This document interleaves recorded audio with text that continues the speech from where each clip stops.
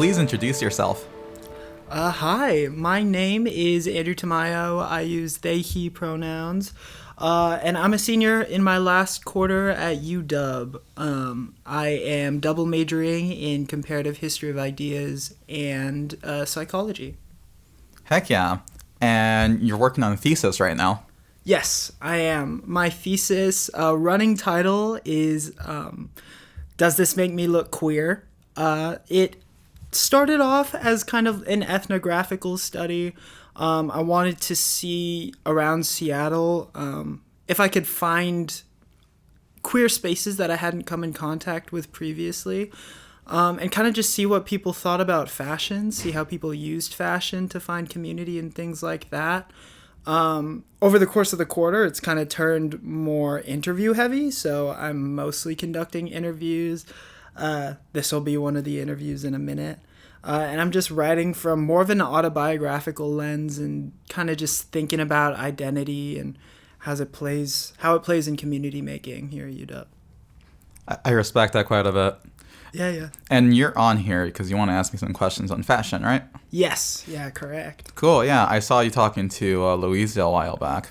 And I'm really excited to see what they have to say about their own fashion aesthetics, because I have talked to them quite a bit about it. Yeah, I've talked to Louisa quite a bit about their fashion choices, and I feel like we're kind of on the same boat a little bit. I think, not, at least philosophically, but I'll talk that a bit more once you start asking me some questions, I guess right now. Yeah, totally. Yeah. For context, Louisa McKenzie is my advisor. They've been so helpful in kind of like contextualizing all of this for me. Just kind of a really nice sounding board, really. Yeah. I mean, I don't want to spoil anything, but what did they say when you talked to them? I don't know. Just a lot about the performativity of fashion. How we talk about like things people say where, you dress however makes you happy and you dress however you feel, but we're always reminding ourselves that fashion always exists in like a social context. You always have to dress. You don't have the option whether or not to. So when you enter the world, you're always having to make a conscious decision of how your clothes will speak to who you are and what you believe. So a lot of my first questions are just revolving around like your backstory. We haven't really talked much in the past, so I'd be interested in hearing all your answers to these. But remind me your pronouns again. She, her. She, her pronouns. Awesome. Yeah. And you said you grew up in Koreatown? Are you Korean or what's your ethnicity? Thank you. I am not Korean, no. Okay, word. I'm Salvadorian. Okay. I mean, people tell me I look more Asian now after my surgeries. I'm not sure if you know, but like I had my whole face reconstructed last year. Oh, awesome. Yeah, and I've noticed people are like, "Are you Asian?" A lot more now. That's funny. Yeah, which is really funny. But no, I'm full Salvadorian from both my parents. And I mean, I can't really say that they've really influenced my fashion choices, at least culturally. Okay. Yeah. But we'll get to that. I want to see if you have any predetermined questions there, just so you could lead me on to my own clothing path. Okay, sure thing. Well then, yeah. Do you want to just tell me about your relationship with dress? I know that, as a trans person, the trans identity is very enmeshed with clothing. So I'd be curious to hear if you had anything to add on, I don't know, the way that you view your gender and sexuality and how it interacts with the way that you dress. Totally. I could tell you my whole life story in regards to that. I would love to hear it. Yeah, I mean, I think for a lot of trans and, possibly a lot of non-binary people, I think us starting out before they came out as whatever, dressing was always kind of hard. Dressing was just something that like was honestly pretty anxiety inducing. Especially for me, I guess starting around high school was when I think I started getting more self-conscious about how I dressed, because I just didn't like the way I looked in typical male clothing. And it's funny because a lot of the time I look back at like my primary school years and I'm like, I feel like that was less anxious for me, less anxiety inducing. That's because I mostly just wore uniform, whether that was like in Catholic school or just like, private school or whatever. I don't know, well, was it private school? I guess some of it was. I went to private and public, but I wore uniform for all my K through 8th. But I digress. When I transitioned into high school, I went to like a public high school where there was no dress code really. And I remember that was kind of anxiety inducing for me in retrospect now that I think about it, because I was just like, well, I guess I have to wear jeans and I guess I have to wear a t-shirt. Yeah, totally. I totally relate. I Yeah. went to Catholic school K through 8 as Oh, well. cool. So yeah, high school was like hand-me-downs from my brother. And yeah, totally. Yeah, for me, it was just whatever I thought my parents wanted me to dress like, honestly, as like a typical boy or whatever. So a lot of like rock t-shirts and jeans. And it was, I felt, in retrospect, I felt a lot of dysphoria a lot of the time. Just because that was, imposed on me. And, a lot of the time, your body and clothing kind of, like, interact with each other in terms of, like, your own personality personally.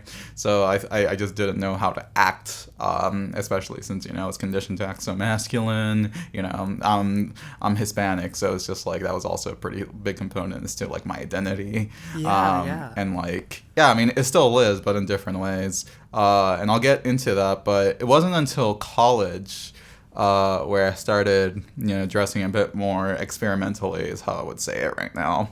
I was more open with wearing women's clothing, and I came out as non-binary during my third year in college. But even before then, I was still kind of like in this realm of like, how do I dress? It's just like, I know I'm gravitating towards, this more feminine clothing. But some part of me really, I don't know, felt guilty about that, I think.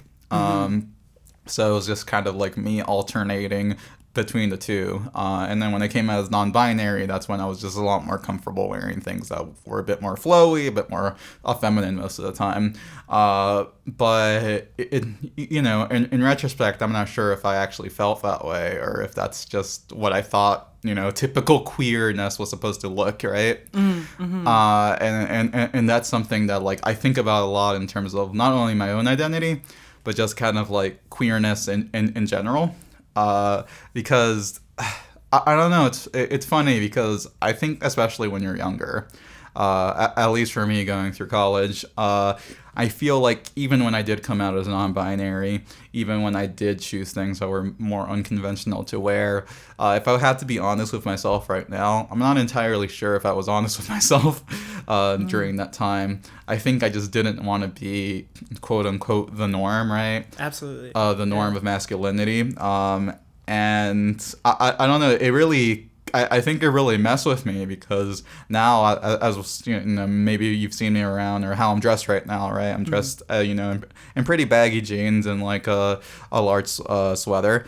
I would say like I dress, pretty mask in like a boyish way, and I'll get to that. But that kind of comfortability took years of learning about myself. Because I would probably say right now, like, I wanted to dress like this more in college because I think, this kind of boyish demeanor is more where I am mentally, if I were to self-describe myself, I'm definitely a tomboy. Totally. Yeah. I absolutely agree. I think queerness is so social, and when you find other people that are rejects to like normative gender, it's sometimes easy to like just lean into how they're doing things, even if maybe it doesn't feel super authentic to yourself. Yes. And I've had conversations in other interviews where we're discussing like how in queer community it's more likely that people in queer community are able to like hold and accept your identity, even if on a given day you're you're not dressed, to the tens in creative queer expression. Maybe one day I just want to, dress a little more casually, and that doesn't mean I'm any less like queer as a result. Yeah. Oof, I have a lot of opinions on that though. Oh, you think so? I think so. Transitioning is hard. Oh, sure. Yeah. Yeah. And I would say, I don't know, when you're AMAP and non-binary, and, not, medically transition is how I would say, not injecting yourself with estrogen and whatnot, I think you tend to not think about some things in regards to how people socialize you. Personally, is how I would feel. Yeah. And, it was easier for me to come to accept, people just, being okay with however I dressed as a they, them in college and a they, them early on in my transition. But now I've noticed after, injecting myself with estrogen for almost 5 years now, and, changing my entire face and just having, my demeanor just be so different. I think it's harder for people to accept me now. Oh, really? Yeah, I think there's this expectation for me to dress a lot more feminine, is where I'm at. And I think, I've worked in CHID for 4 years at this point, and I've had a lot of different aesthetic changes. And it's really funny how that came to be, because I feel like when I first started, early in my transition, I kind of dressed the same like I did right now. But I realized that people were socializing me a lot more masked than I felt. So I transitioned into more feminine clothing my first to third year of transitioning. Let's say, just because I wanted people to make that connection a bit better. Which also came with its own herd of problems. But at the very least, people could at least attribute me with a feminine. But even as I'm talking, I'm not entirely sure that I've, felt the way I dressed. I think it was just, like I was mentioning, I think it was just kind of strategic for me, right? I wanted people to know that I was a trans woman, and that was the easiest way to make that connection for people. And I don't know, it wasn't until last year that I actually revisited my masculinity in terms of my attire. And I don't know, started being more comfortable with myself. But again, I think that's confusing people, because it's just, I think for the longest time I was going for this cute, flowy romance academia girl thing, where I dressed like a poet all the time, and that was kind of my she-they energy for a few years. But now I'm just no, I'm kind of broy. Yeah. Look, I'm kind of broy. Well, people think it's funny because it's just well, you just had 2 facial feminization surgeries. Shouldn't, theoretically you feel more feminine? I'm I do feel more feminine in my own way. Yeah. And I don't know, I think, I think a lot of trans people, I don't know how many trans people or you talk to on a daily or a regular basis. But I think trans people also, because of their life experiences with, people expecting something from them aesthetically. Yes. I think they tend to reject, their, I guess, assumed labeling is how I would say it.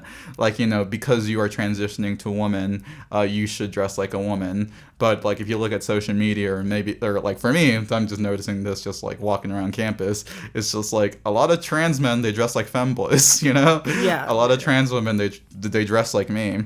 And I just think it's fascinating that this is kind of part of trans culture, aesthetically and fashion-wise, where we're just yeah, you know what? No one's gonna like us anyways. So what if we transition just so we could look, like our former selves? Oh, sure. Yeah. Yeah. And I don't know, at least for me, I think there's some sort of power in that. There's a certain power in saying, I am she, her, but I also aesthetically look very similar to before I transitioned. Yeah. I think that's a really interesting notion, because for me, I haven't undergone I'm still playing around with the trans label. Sure. I identify as non-binary, but I still use they, he pronouns. And I think for me, like, I still feel like the same person I was, before I was queer identifying. Yeah. I still wear a lot of the same clothes that I wore before I was queer identifying, and I have the same style and the same taste. So why should I have to change that for more? I don't know, for ease of reception from other people. Yeah. When the transition in the first place is for my own ease of existence. Yeah.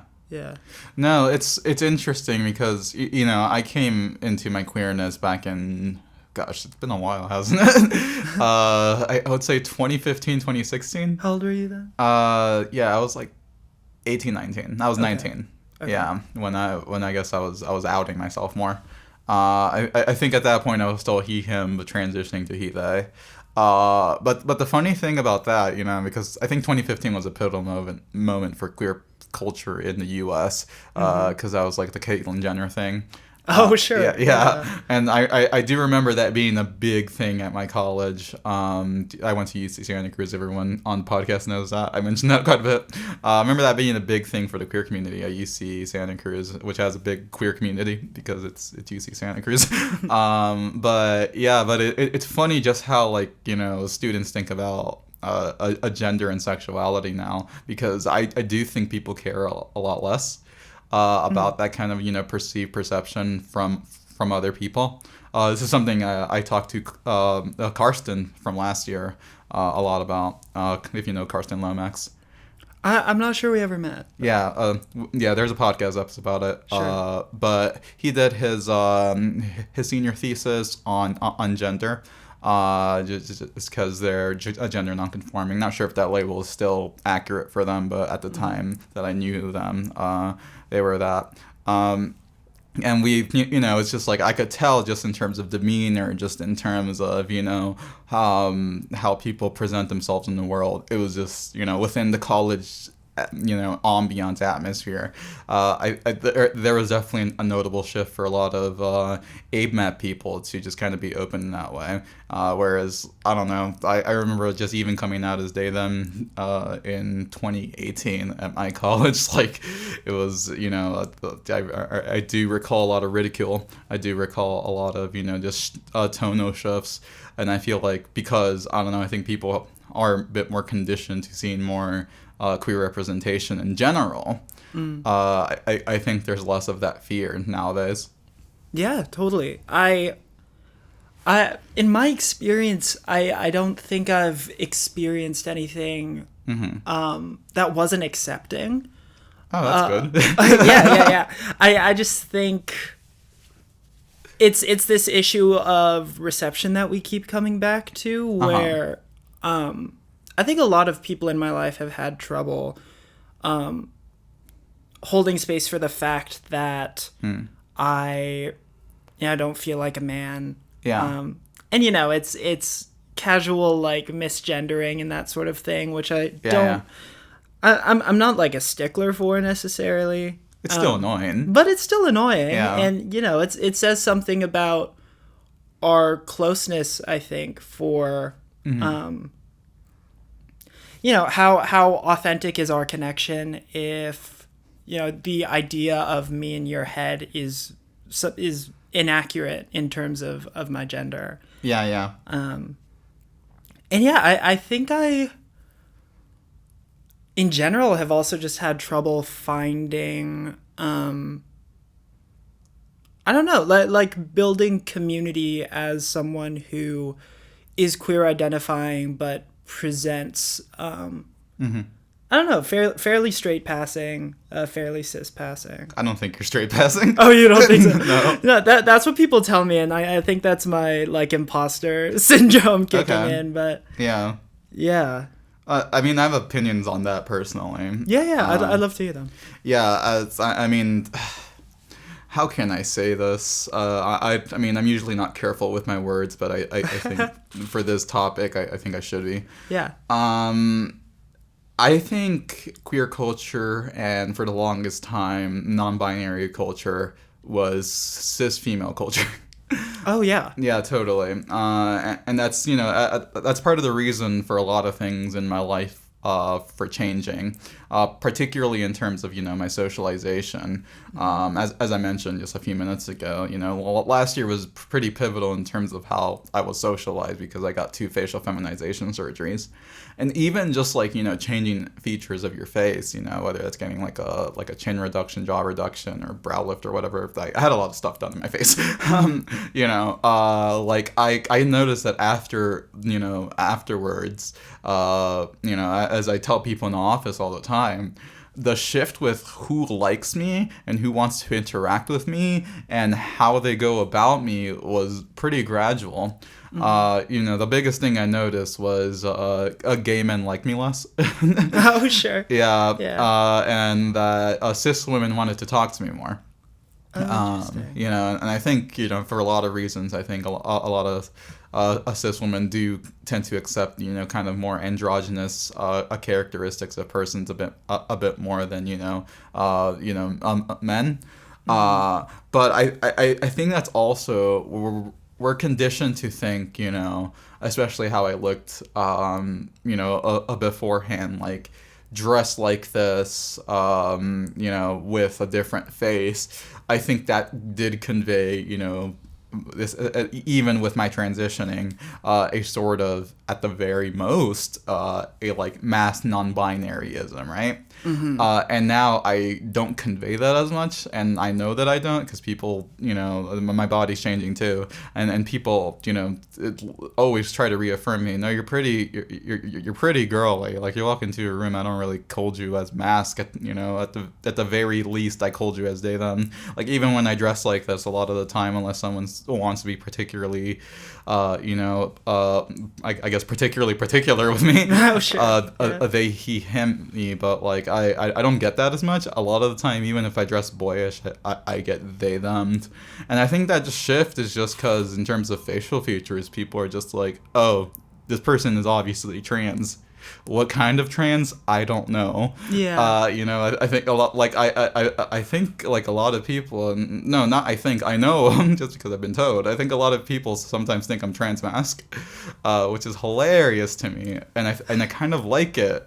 You kind of like it. I kind of like it because, I think this is something I talked with Karsten about last year too. One of the reasons, because he kind of made me as like, his queer advisor for his project a lot of the time last year. We had a lot of conversations, and I really valued our companionship during that time while he was working on his thesis. But a lot of what he was saying about his experiences in college, I could definitely relate to too, in regards to how a lot of women just kind of assume that coded him as they're a gay best friend or something. And I remember getting that a lot too. I remember getting that a lot early in my transition, and I could tell you I hate that label so much. Oh sure. And I think after my surgeries, I think people stopped seeing me as that.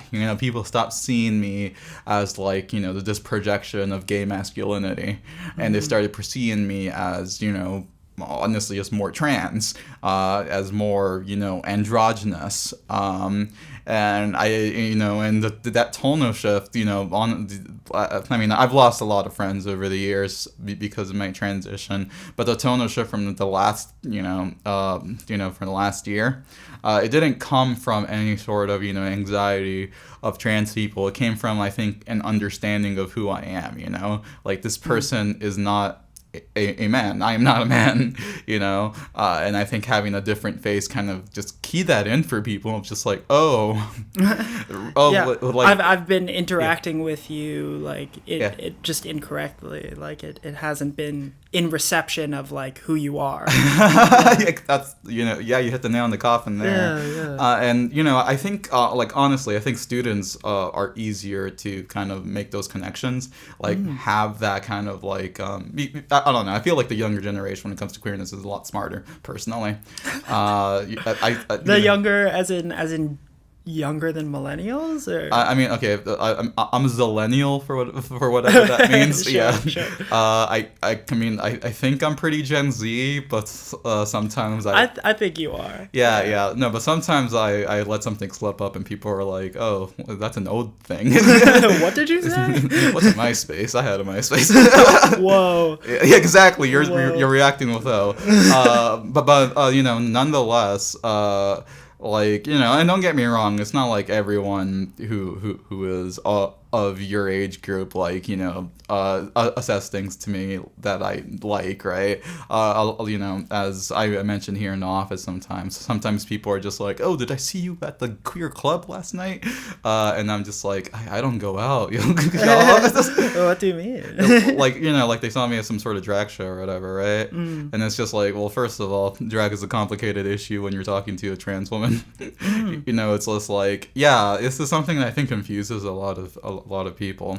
I mean, this is something I've had issues with, whether that's with like old roommates or people in the office, right? Is that they like to codify me as though I'm extravagant and campy, and it's just like, bruh, I am like a Victorian lesbian at heart. Like, I'm just existing with my books and my tea. Exactly, yeah. Which is why I connect with Louisa Mackenzie so much. Exactly. Who like, and initially the first time I ever met them, I was like, no, this person gets me. This person just gets me. Well, yeah. I think something the three of us have in common is we're all very like house-ridden queers, and. Yeah. At the start of the quarter, I was thinking about like going out all quarter and doing my ethnographic work, out on the scene, and I was like, oh, I can't do that. I can't put myself through that. I don't have the clothes. That's the whole thing, right?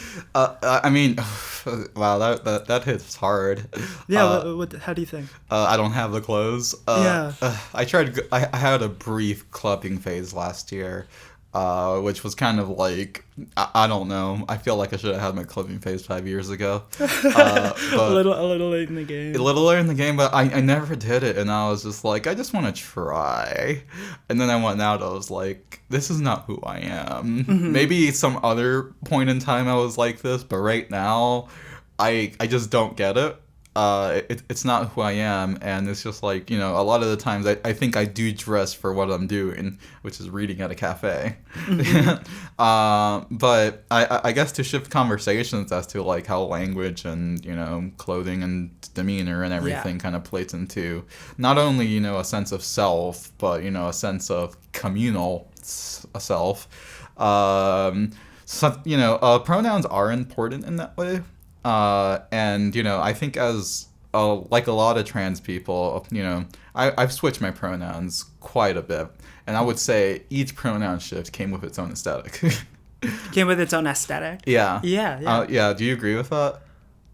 Yeah, I think so. Yeah. Sure. Yeah, I'd love to hear your evolution. Okay, yeah. I did the typical trans pipeline from him, to she, her. Yeah. So, yeah, obviously he, him, I didn't know how to dress. I was miserable, so I dressed like, whatever a man is supposed to dress, right? Mm-hmm. And then he, they, I think I just kind of dressed like a goofball. Like, I just wanted to convey some sort of, like, masculine fun. Yeah. A lot more longer clothing, long sweaters, just things that didn't fit me well, and I just kind of thought like, oh, that's kind of queer. They, them, I started wearing a bit more dresses and skirts, and at that point, I think aesthetically, I don't know, I feel like they, them is such like a big broad category of gender spectrum in itself. Yeah. And I think the way I would probably say that mine is I don't know, a very boyish femininity, is how I would convey it. A very colorful, I would say they them was my mainstream queer phase. Like rainbows and the like, or Just like a mishmash of colors all the time. sure. Yeah, bright. A lot of pink. I used to wear a lot of pink. Just anything that could tell the world, I am just, so goddamn gay. I can't help it. I can't help. Yeah, I can't help it. And then, I think I was getting frustrated somewhere in my transition that, like, I wasn't getting a girl coded enough. So I switched to she they, because for whatever reason at the time the they label was very important to me. So I was like, okay, she they. What does that mean? I don't know. I dress like a goth girl. Well, do you want to speak to like why the they label stayed through that, or? Yeah. I think honestly, in terms of how I feel, I think I talked to our former chair Philip Thurtle about this quite a bit. Okay. But like my biochemistry, just based on how I feel, just based on how it's been changing. It's just androgynous, Yeah. Like that's just who I am at my best state. I mean, I've taken testosterone blockers over the years, and like recently I got off it because it was making me crazy. Yeah, hormones are a hell of a drug. Sure. But I think in terms of like who I am, my true self, like I think a lot of people, I'm like culturally pretty intersex is how I would say it. Okay. Yeah, I mean whether or not I'm actually biological intersex is up for debate. I haven't asked my doctor if I have any ovaries in me, but before I was born, the doctors did think I was going to be a girl, and then I came out a boy. Oh yeah. Yeah, which is funny. But I think as time has gone on, like that kind of androgynous feeling, that kind of androgynous personhood is very important to me for who I am, because as I've been talking about this a lot more openly, but having grown up with a boyhood and then transitioning into my womanhood now, like I have like a lot of different experiences. Well, I guess to I say that differently. My experiences is more unique than a lot of people, and I'm just gonna say that. Yeah. Yeah.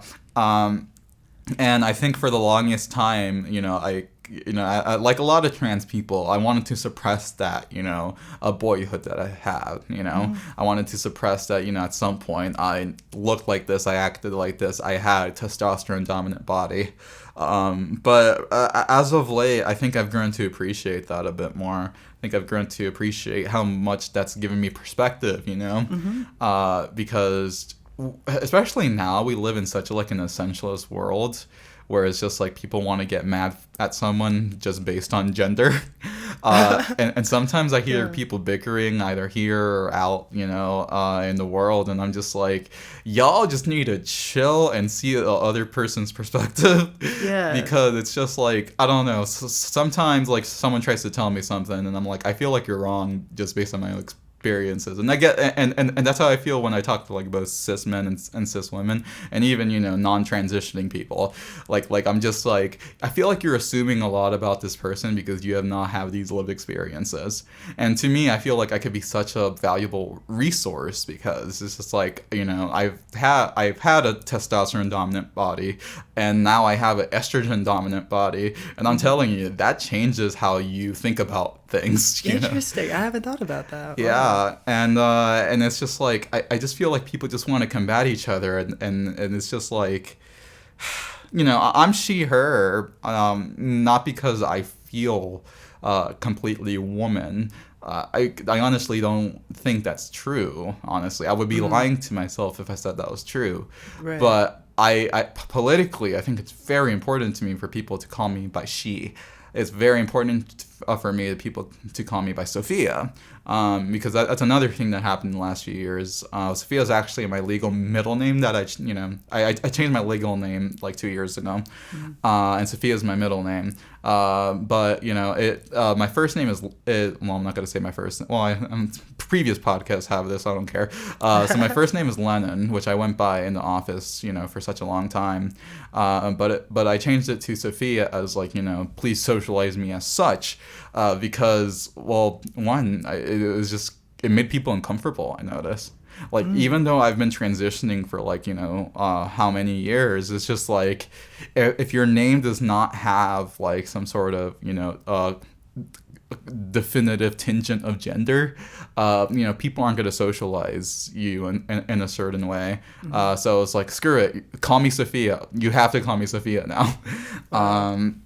And it was hard for a lot of people, but I could see it's changed in how people treat and behave me, and honestly, just even changing my social name to Sophia has since we're talking about fashion, has changed how I've dressed as well, which is hilarious because I dress a lot more tomboyish now. Yeah. But if by language your name is Sophia, it must be easier to allow your clothing to fluctuate a little bit more. Exactly. Yeah. Totally. Yeah. And this is the first time I think I've actually thought about it. So thanks for. Well, we love breakthroughs. No. I feel like I'm having a lot of breakthroughs talking right now. But yeah, you are right. I think it just gives me more a leverage, not just societally, but just personally. It's just because I do think it's kind of funny that I dress very boyish, but I'm also just no, Sophia, that's hilarious to me. Well, I think it's also interesting that you talk about this process of trying out all these different new wardrobes and essentially just coming back to where you were at the start. Yeah.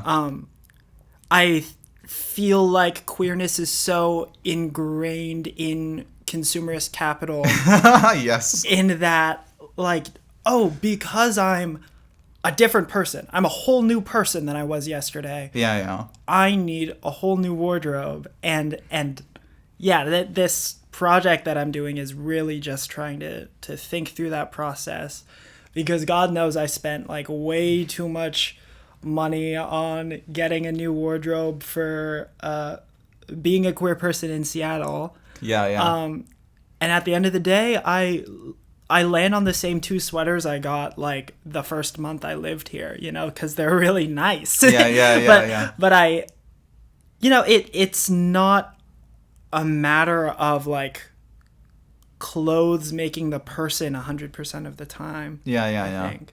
Yeah. Oh, yes.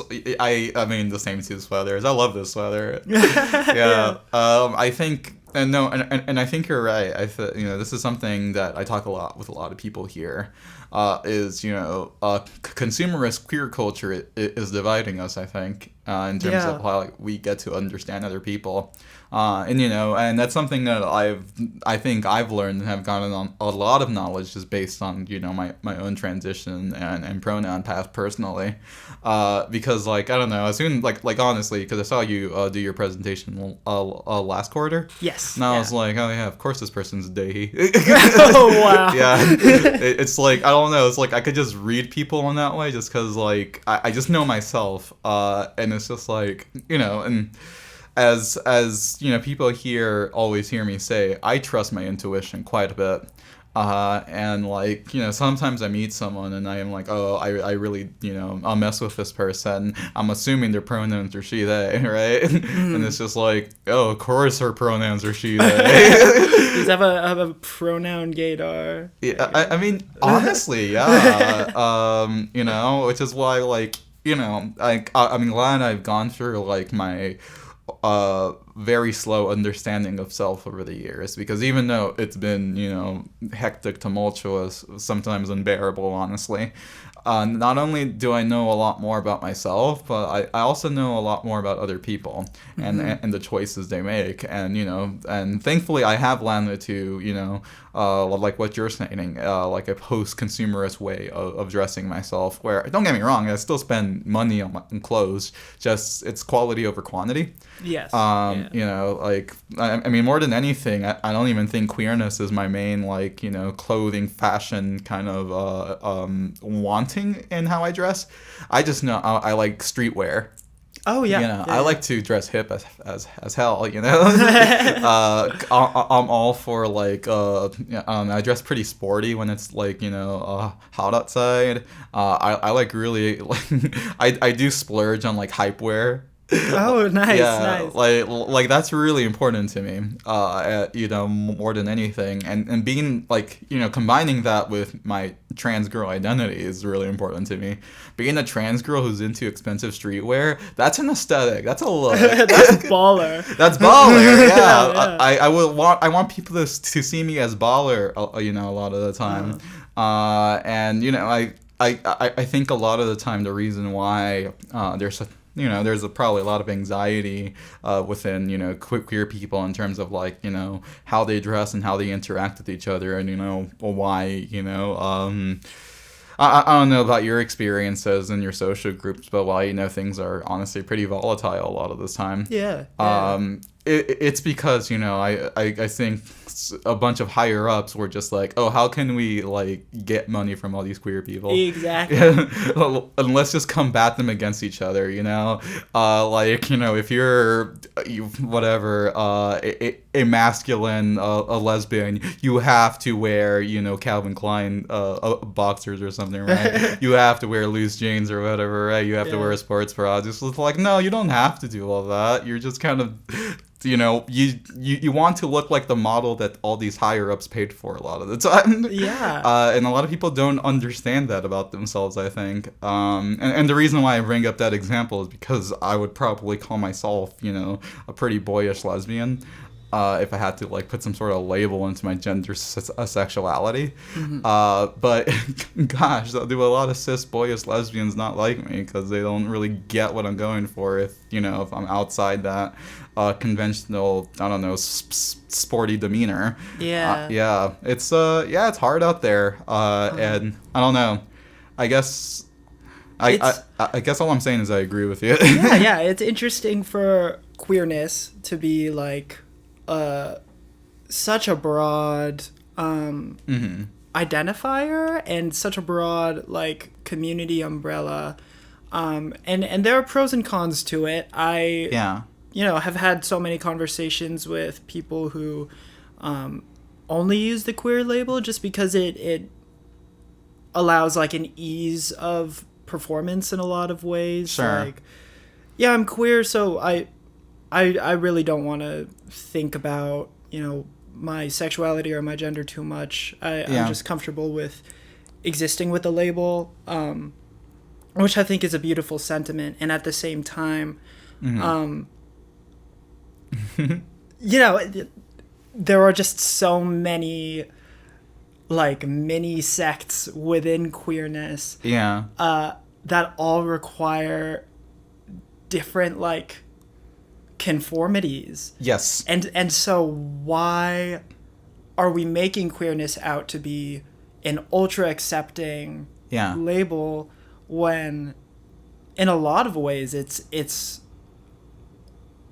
a very acute like sort of performance. I think in a way that even many like cis labels wouldn't be so acute in their like aesthetic asks.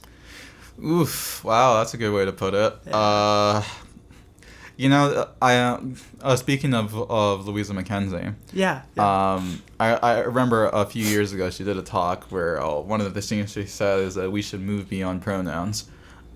Which, I think, to their defense, I think they had that stance to make a point, right? To have a definitive stance on something like that, which I think does have its benefits. Like a manifesto type thing. Well, like an argument type thing. Yeah. Okay. And it's not whether or not they agree with that. I don't care. We could talk about that later with them. But like, I remember thinking a lot about that, and I think I still kind of have this perspective of I see where they're coming from, and I think I like the gist of it because I think it does kind of touch upon when you do break up into like all these like categories of gender, sexuality, expression, there are unspoken rules that people don't want to talk about. Where like I don't know, like if you ask me tomorrow just like what my sexuality is, I could tell you whatever's on my mind, right? Sometimes I'll probably say straight, honestly, because I've dated some trans mass people. Sure. And it just depends on I guess how I'm feeling that day. And I don't know. I think, what am I trying to say here? I'll get to what I'm trying to say. I just have to talk this through with myself. Yeah, take your time. I think that, personally, and I kind of mentioned this briefly, actually at the thesis presentations last quarter that you were at. Yes. Whereas just like, I don't really like the queer label. And that's something that, I personally, and I'm going to use my personal experience here, to answer why I feel that way. As someone who has dated a lot of people whose sexuality and, gender is just generally queer, sexuality is queer, identity is gender nonconforming. As a trans person, that's a hard person to date. Interesting. It's a really hard person to date because because theoretically that would mean that like they're comfortable with a certain masculinity, they're comfortable with any masculinity, right? They're comfortable with me calling them a boy, right? They're comfortable with the play that comes with gender when you're dating someone who's also kind of androgynous. But a lot of the time I don't believe that that's what people actually think about when they call themselves queer. I just don't think they want to think about themselves, and I know that's harsh, and I'm gonna be harsh because I'm a trans woman and my life is hard, but like I think that is kind of a weird way, not even in terms of queer, gay, lesbian culture to think about yourself, but just a weird way to think about yourself. Like, really, are you just gonna like not think about yourself? Because if you really dig hard, I believe, if you really want to fully understand yourself and and achieve your greatest potential, you're gonna put some sort of label on yourself. You're gonna put a definitive, this is who I am, right? And if I were to put a definitive label on myself, is I'm just boyish. Sure. I'm a boyish woman. And it's just like, and that definitive label is just like, I'm a she, her, boyish woman. Whether or not I feel that way all the time is, not of importance to me. But interesting. No, it's not. But it is important for me philosophically. It's like, what does that say about like what I care about? And what I care about is, regardless of my gender, right? My gender of trans woman, right? My gender of woman, right? That I'm allowed to dress like this, that I'm allowed to just kind of mess with things within my own label of womanhood. Just like, how it's the reason why I think a lot of the times, the stereotypical, I guess, trans relationship, whether that's in real life or online, on my own experience, tends to be trans mass femboy with like a serious tomboy goth girl. Sure. It's just like I see that I see that kind of pairing quite a bit, and I think there is some logic to it, and the logic to it is man, all of this is kind of BS, isn't it? It's all kind of BS, but I think it's important for us to label ourselves as such, just so we could have a definitive, I don't know, language for the BS is how I'm saying, So just having, just like, I don't know, for me, like, just having some non-transitioning person call themselves gender non-conforming queer, for example, right? Which is like a person I've dated many times. Like, because there isn't, a sort of clear lining as to like who they are, as to what their aesthetics of, I don't know, a philosophy is. Like, it's hard to, fully know a person in that way. It's the reason why, if I look back at all my relationships, who are the people that I connect with the most? Who are the people that when I'm talking to people in conversation, I think of them in higher regard? It's all these, like, tomboyish lesbians, Sure. It's all these people who's just like, it's just like, yeah, I like girls, and I'm cis, and I'm a woman, but I hate wearing dresses a lot of the time, and if I do wear a dress, it's is to convey a certain vulnerability, which is something I feel as a lesbian too. But a lot of the time it's just like I prefer to dress a very sporty. It's like historically, and I think that this is really important to me, historically, and just just going by my own personal dating analytics is how I'm gonna say it.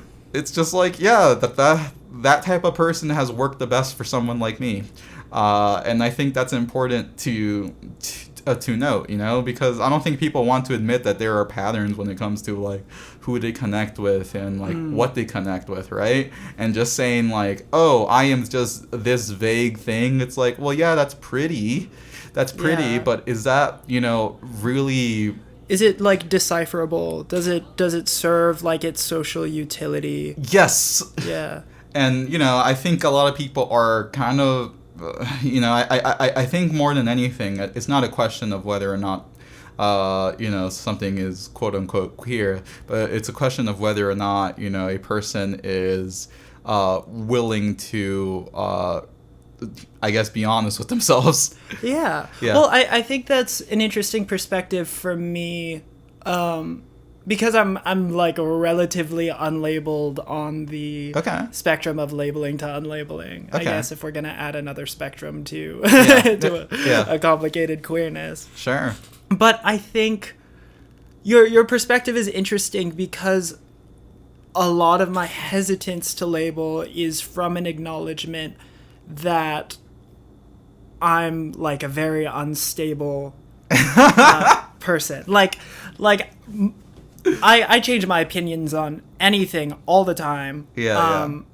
How could I possibly like pick an identity and go by it? And I think to hear you say like it's not about whether or not I'm the same way a year from now, like which makes sense from like the perspective of someone who's transitioned and gone through such a gradual transition.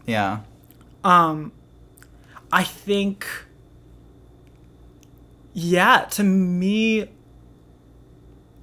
I feel like my aim a lot of the time is to just be the most authentic performance of myself that I can be. And if that performance can't be fully authentic and stood by for years and years to come, which is not a realistic expectation, then I shouldn't perform, So, but I think you're so right to say that, philosophically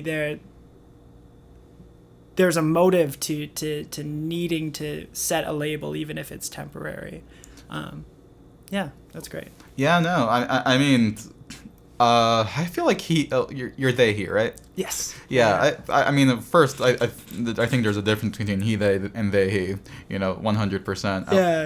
At least for me, but that's a whole different conversation. But like, I would argue that is a pretty definitive label in terms of like how you're want to live your world. Sure. At least when I was briefly a he they, I was just like, oh, that was totally different than he him or they them.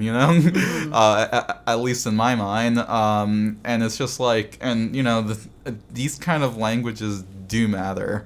And I don't know. This is something I tell a lot of people. I think once I like fully transition to where it's just like whether maybe I'm changing my voice, that's the like one of the last things that I'm thinking about. But like in the future, I could totally see myself doing some dumb stuff like going by she/he, right? Oh, yeah. Which will be hilarious, But I think it's really important for me to hit a certain threshold of transition before I do that. It's funny though. It's like you're playing with the very like texture of queerness. It makes me think of like wow, this is a very like out of nowhere example, but like the way that a film like Everything Everywhere All at Once can just like tear apart and play with the texture of like a film. Yeah, totally. It's like, yes, I'm queer, and I'm tearing apart the very notion that this is a queer, strange, odd thing to be. Yeah. Like human beings are so much. We're multiples. We're what have you. It's language is so limited. And so it's very interesting that you're like very much ingraining that into like the way that you identify and the way you think about your identity. Well, to wrap this conversation up to the beginning where we were talking about Louisa Mackenzie again. Yeah. Wow, they've been getting brought up a lot today. They're just amazing. They are amazing. I do like Louisa quite a bit. I would say one of the more important mentors in this department for me personally.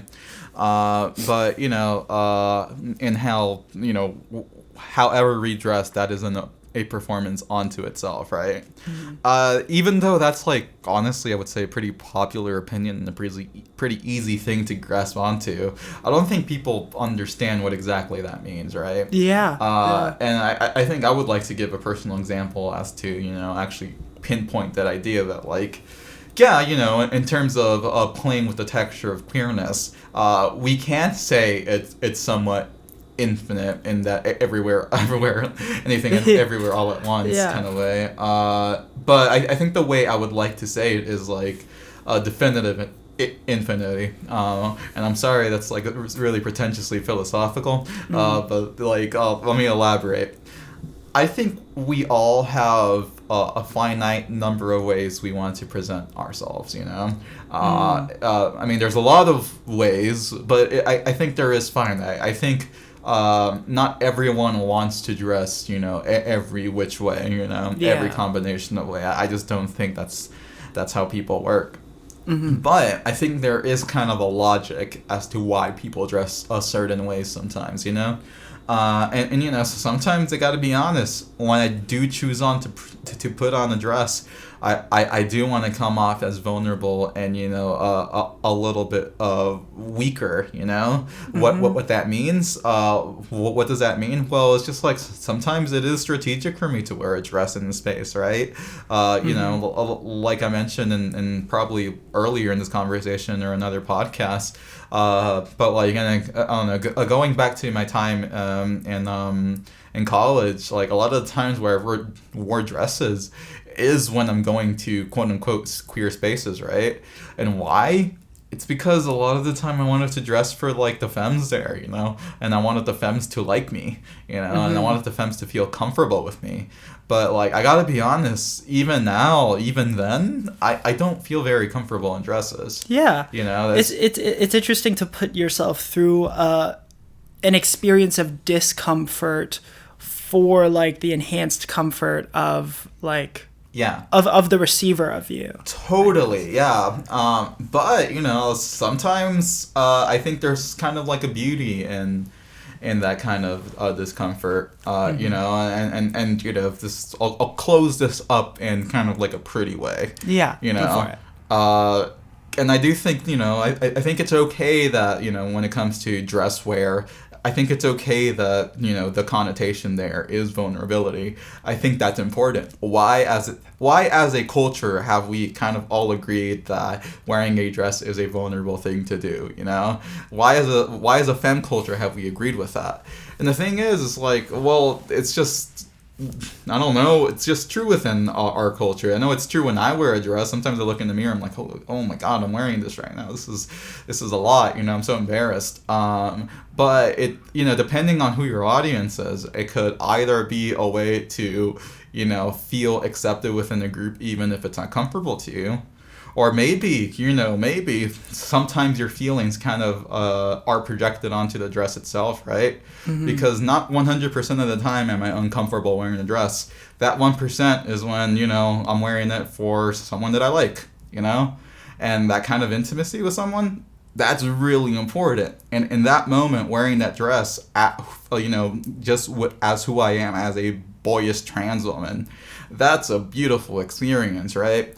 Which goes into a whole other conversation on post-romantic love that I want to get on. But like, it's just, and I think that's what I mean by playing with the texture. That's kind of me responding to your playing with the textures of queerness too.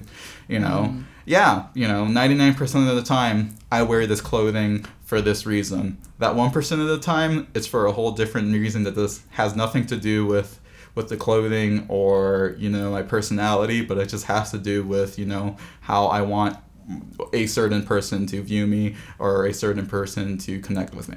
Mm-hmm. Yeah. Absolutely. That's beautiful. Thank you for sharing. Yeah. We're like an hour in here. Yeah. So I think it's a good place to wrap it up. Before we go off, would you like to plug anything?